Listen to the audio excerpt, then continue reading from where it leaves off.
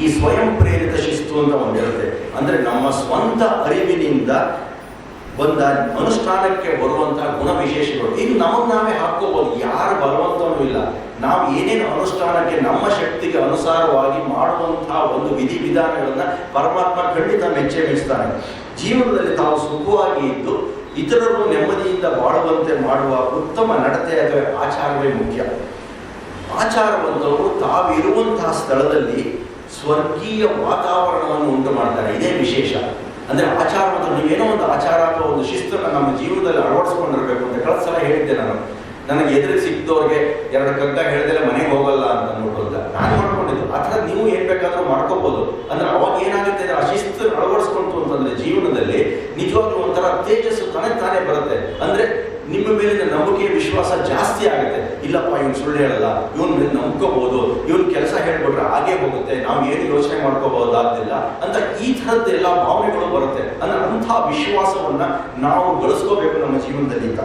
ಈ ಆಧ್ಯಾತ್ಮ, ಧರ್ಮ, ವಿಚಾರ, ಆಚಾರ, ಆಸ್ತಿಕ, ನಾಸ್ತಿಕ ಇವೆಲ್ಲ ಗೊತ್ತಿರುವಂತಹ ಪದಗಳೇನೆ. ಆದ್ರೆ ನಮ್ಮ ಆಚರಣೆಗೆ ಬಳಸ್ಕೊಳ್ಳೋದಕ್ಕೆ ತುಂಬಾ ಕಷ್ಟ ಅಲ್ವಾ? ಹೌದಲ್ವಾ? ಹೌದು ಅಂತ ಅಂತೀರಾ ಅಂತ ಅನ್ಕೊಂಡಿದ್ದೀನಿ.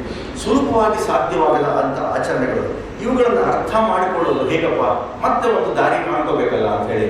ಅದಕ್ಕೆ ಮತ್ತೆ DVG ಅವರು ಹೇಳ್ತಾರೆ, ಅಜ್ಞಾತವಾದುದನ ಅಭಾವವೆಂದರೆ ನಾಸ್ತಿಕನು, ಆಜ್ಞೇಯವಂದನಕ್ಕೆ ಕೈ ಮುಗಿಯ ಭಕ್ತ, ಜಿಜ್ಞಾಸ್ಯವೆಂದು ಪರಿಗಿಸತೊಡಗೆ ವಿಜ್ಞಾನಿ, ಸ್ವಪ್ನಪ್ತಿ ಶೋಧಿ ಮುನಿ ಮಂಕುತಿಮ್ಮ ಅಂತ ಹೇಳಿದ್ದಾರೆ.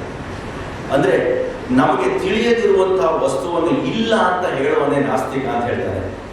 ಏನು ಅಂತಂದ್ರೆ ಅಜ್ಞಾತವಾದುದನ್ನ ಅಭಾವ ಅಂತ ತಿಳಿದ್ರೆ ಅವನು ನಾಸ್ತಿಕ ಅಂತ ಹೇಳಿಲ್ಲ.